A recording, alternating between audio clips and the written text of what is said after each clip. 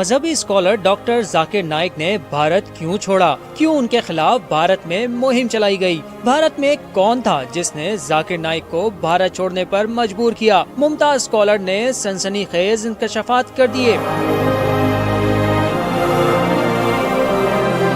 ممتاز مذہبی scholar doctor Zakir Naik نے انکشاف کیا ہے کہ انہوں نے بھارت نہیں چھوڑا، بلکہ وہ 2016 میں عمرے پر تھے جب انہیں وکلا کی ٹیم نے بتایا کہ اب ان کا بھارت جانا مناسب نہیں۔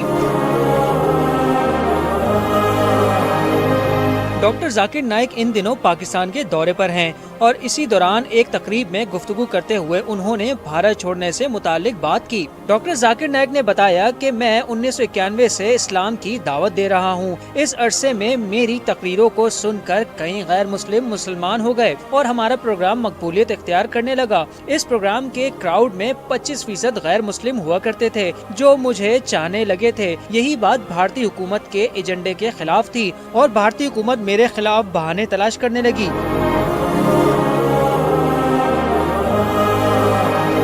انہوں نے بتایا کہ جولائی 2016 میں ڈھاکہ میں شدت پسندوں کے حملے کے وقت بھارتی حکومت کو یہ موقع مل گیا۔ اس حملے میں 3 دہشت گرد ملوث تھے، جس کے بعد ایک رپورٹ میں بتایا گیا کہ ان دہشت گردوں میں سے ایک ذاکر نائک کا فالوور تھا اور ذاکر نائک نے ہی اس دہشت گرد کو اسپانسر کیا، لیکن اس کے باوجود مجھے کئی بھارتیوں نے سپورٹ کیا۔ اس کے بعد اسی برس نومبر میں ایک بار پھر جب بھارت کے مسلمانوں کو یکساں سول کوڈ کے چکر میں پھنسایا گیا تو میں عمرے پر تھا۔ جب مجھے میرے وکلا کی جانب سے کہا گیا کہ میں بھارت نہ آؤں، ایسا نہیں تھا کہ میں نے بھارت چھوڑا تھا، میں تو عمرے پر گیا تھا اور پھر اس کے بعد جب مجھ پر الزام لگنے لگے تو میں نے کبھی بھارت جانے کا نہیں سوچا۔